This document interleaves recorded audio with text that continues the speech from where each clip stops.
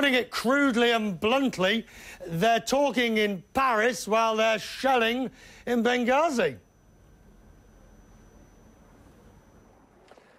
And I think certainly if the situation is viewed from Paris right now, it must be viewed, or will likely be viewed, with some trepidation.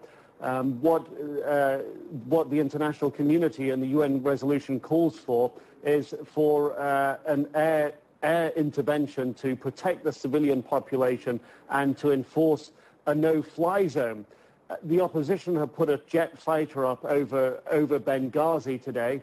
It's not clear who shot it down. Did the opposition shoot it down themselves, or was it forces loyal to Gaddafi's government here shooting it down? But it will be for heads of government or foreign ministers of government considering how to enforce this no-fly zone.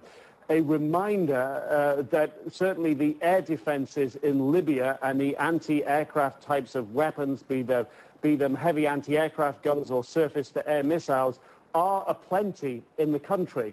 Again, it's not clear who shot down the opposition fighter jet. Was it mistakenly shot down by them, or was it shot down by government forces? To show that the stakes here in Libya are high for the international community. That fighter jet pilot bailing out over Benghazi, could that be in 8 or 24 hours' time a British pilot bailing out? Could it be a French pilot?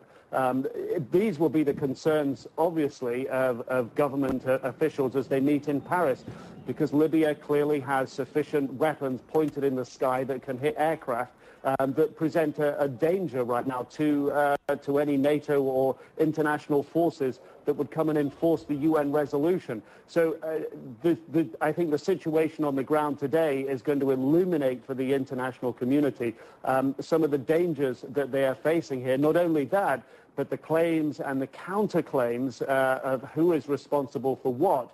The Libyan government here, of course, again, telling us that they're calling for international monitors to come here. China, Turkey, Germany, and Malta are the nations they want represented. But they say the door is open to anyone to come and see, even from observers such as ourselves and Arwa Damon.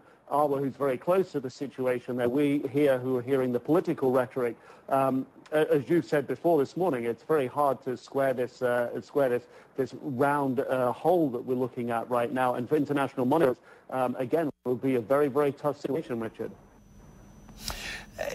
Nick, briefly, anybody looking at this from outside might be tempted to say, unless the international community gets its act together, then UN Resolution 1973 borders on moot in terms of the opposition will have been put down before they even get themselves started.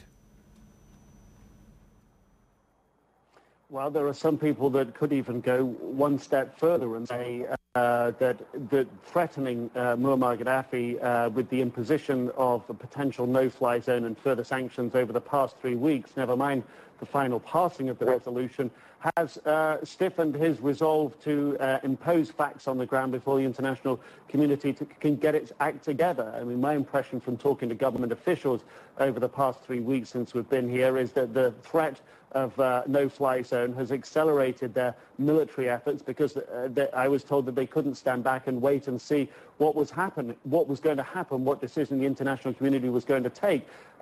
Certainly all the reports that we're getting that the Libyan army is on the outskirts of Benghazi, if all of those appear to be as true as they appear to be in the reports, and certainly Arwa's eyewitnessing accounts, then it's going to make it look as if not only was the talk of the resolution accelerating the government's hand here, but the actual passing of the resolution has even accelerated their hand further to create facts on the ground. So it almost goes beyond being moot. It almost goes to the point some analysts might conclude that it's actually accelerated events on the ground here, Richard.